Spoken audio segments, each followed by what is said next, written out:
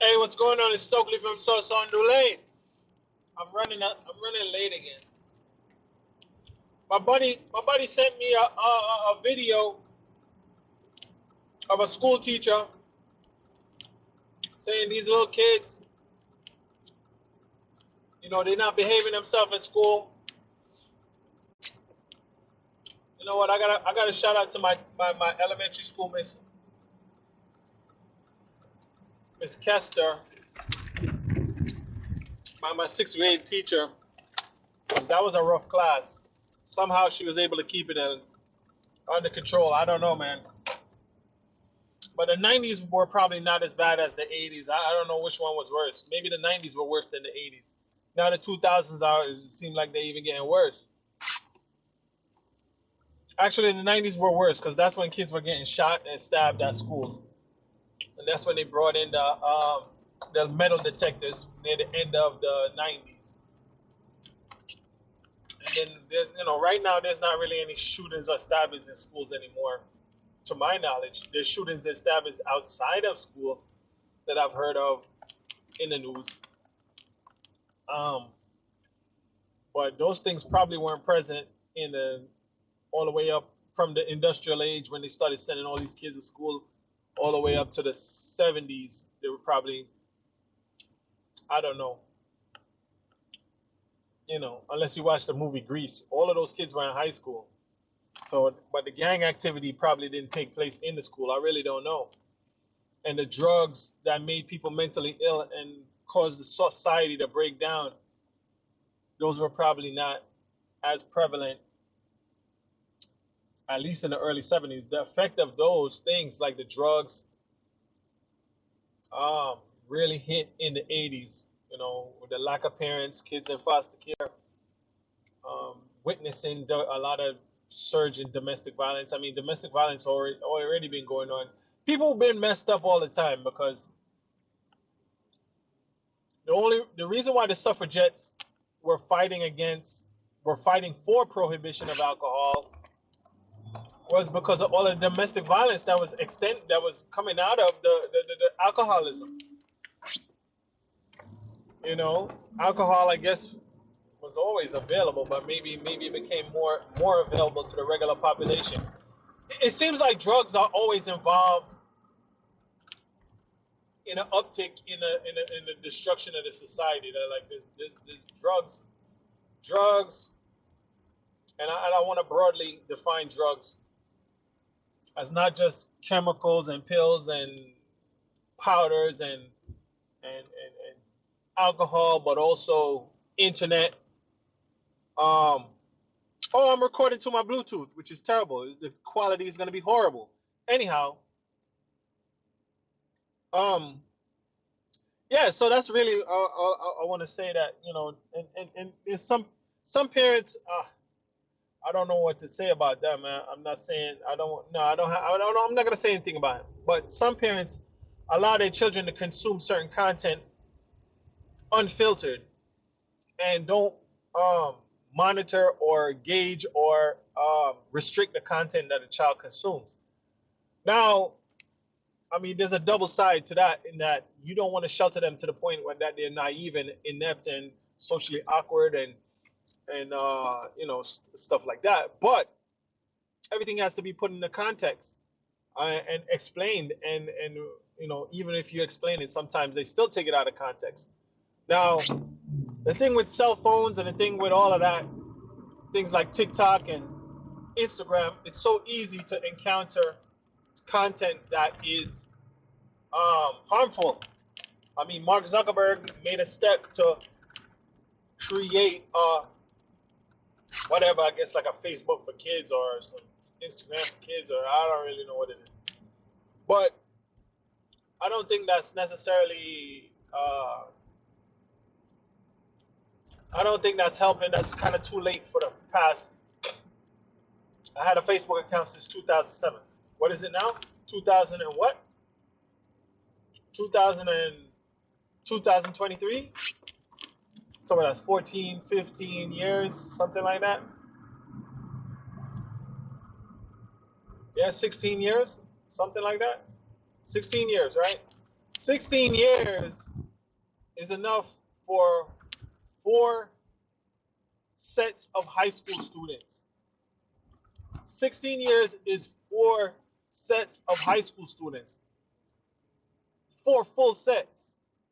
And that's not even considering the partial. So let's say that's 16 years of high school students being produced. 16 years of parents. 16 years of people coming of age every year. Bang, bang, bang, bang, bang. 16 times. All corrupted by stuff that they saw in there, whether it's people fighting, whether it's pornography, whatever it may be. All these things corrupting 16 generations. I mean, MySpace didn't even really have any filters at all. High Five, Black Planet, Craigslist, Backpage, XYZ, yeah. You can go on and on and on and on. The internet is kind of unfiltered for the most part. It doesn't restrict you from seeing anything. So once we gave children or young people access to these things unfiltered, not saying that grown adults can't be corrupted. Of course they can. They're just as gullible and just as immature, just as not growing up like me. Am I immature? Not really. So, you know, a lot of people have been corrupted by having just a free access to the internet. Now, like I said, it cuts both ways. You can use the internet to enrich yourself. You can use the internet to educate yourself. You can use the internet to help yourself in so many ways. That's what I use it for. Well, I mean, I use it for good and bad, actually. You know what? It's almost like in the Bible when they talk about the tree of knowledge, right? The tree of knowledge of good and evil. You know? So, yeah, like we have access to so much information, but the information can be good or bad. And it doesn't necessarily mean that you are, let's say, you know, sometimes they say the good or the bad is, you know, sometimes somebody might say, oh, no, you know what, it's good or bad that's inside of somebody. We all know what to do. No. Certain people don't have that in their brain to say, yo, whatever. This is the right thing to do. This is the wrong thing to do. Or, like a naive, short-sighted person like myself would be thinking, oh, this is fun. Oh, this is fun. This is titillating. This is exciting. This is raunchy. I mean, raunchy. I'm having fun. I'm enjoying myself. I like this. Later on, I find out, you know what? This is actually messing up my brain. Pornography is messing up my brain. Pornography is causing impotence. Pornography is causing social anxiety. Pornography is causing performance anxiety.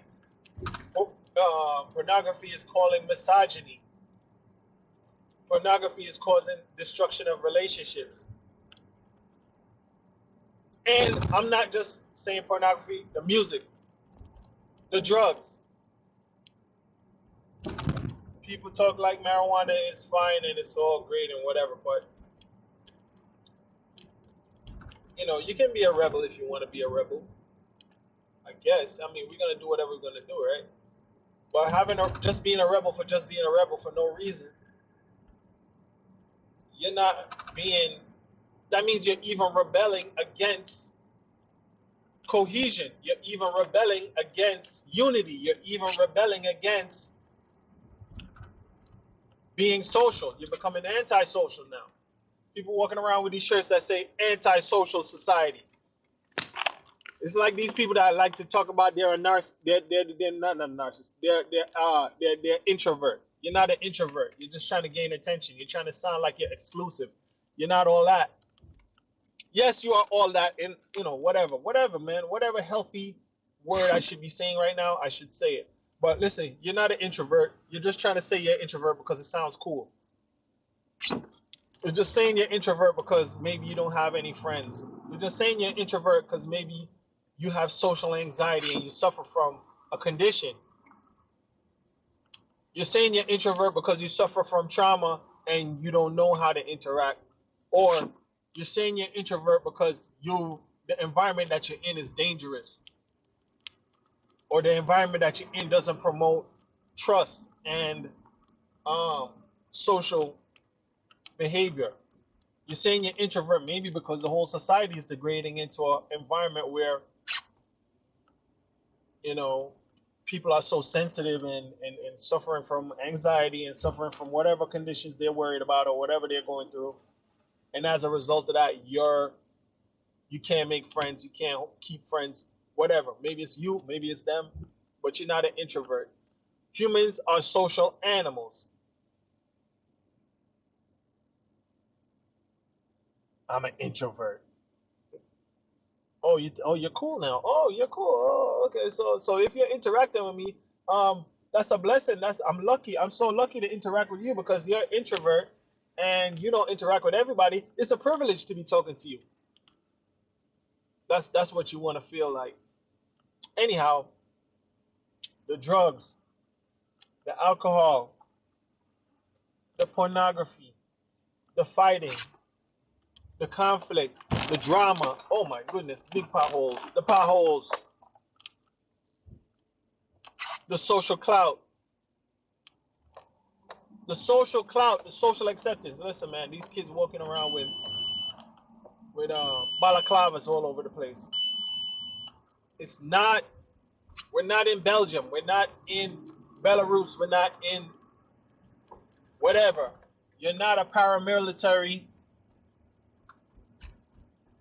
narco policeman fighting the narcos.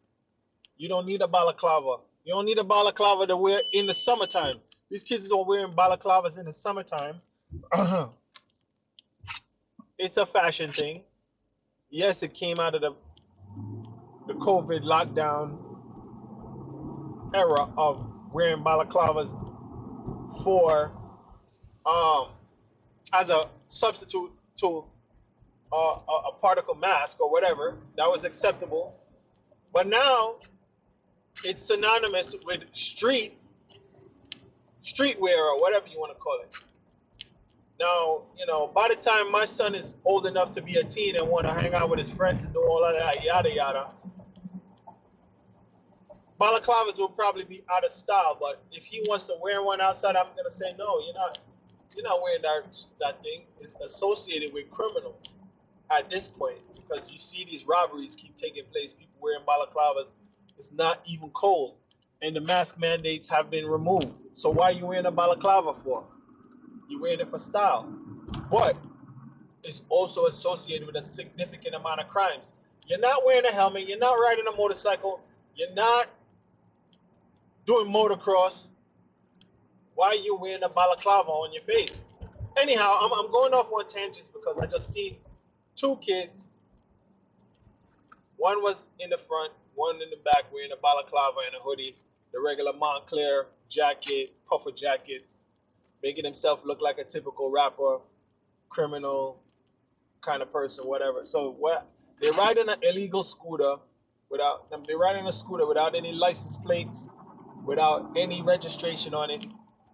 So if it doesn't have a license plate, doesn't have insurance, it doesn't have any insurance. If it doesn't have a license plate, that means it's not registered. If it's not registered, that means there's no insurance on it. Okay?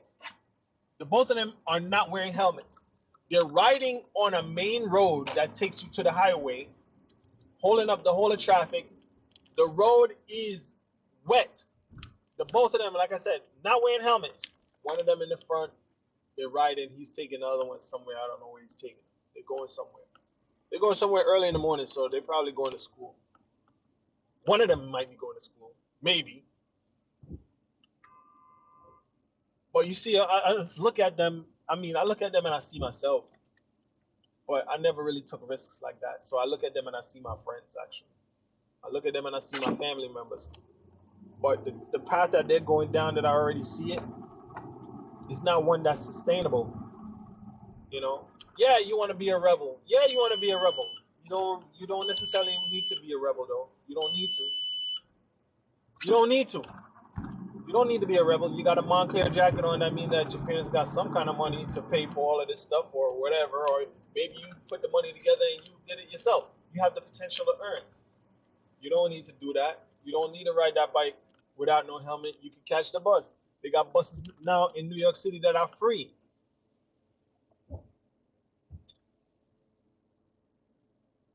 Now you're risking your life. You're risking an interaction with the cops. All of that. Just to feel the rebellious. So I was really saying all of that to get back to the social clout. We're doing stuff for social clout. We're doing stuff for access to social clout. We're doing stuff for access to sex. We're doing stuff for access to friends and and adoration and social. So when these people talk about their introverts, I know they're not they're being facetious. They're being fake. They're being phony. They're looking for somebody to clap them up and say, "Oh, you're an introvert. Oh, that makes you cool now." Just like goths paint themselves and do whatever, but goths felt ostracized, so they started painting themselves and they made their own group called goths and vampires to form a group where they could get acceptance. They found their people. They found their village. Matter of fact, they founded their village. They created a village. The village didn't accept them. They created their own village. And in that village, I'm a goth or a vampire or whatever the case may be, and they accept me. I listen to Marilyn Manson and I do all that, yada, yada. So now I can get my social clout. I wasn't getting the social clout from that group. I created my own group and got my social clout. I respect that for the fact that they didn't continue to harm themselves by trying to conform with somebody else. And they formed their own lane.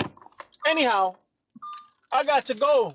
Listen, man, we got to be careful because, like I said, I'm an idiot just like everybody else. There's destructive and disruptive and disharmonious and antisocial behaviors that I practice and I subscribe to that I thought were cool, I thought were fun and all of that, including pornography. Not participating, but watching it. And later on, I realized this is re-victimizing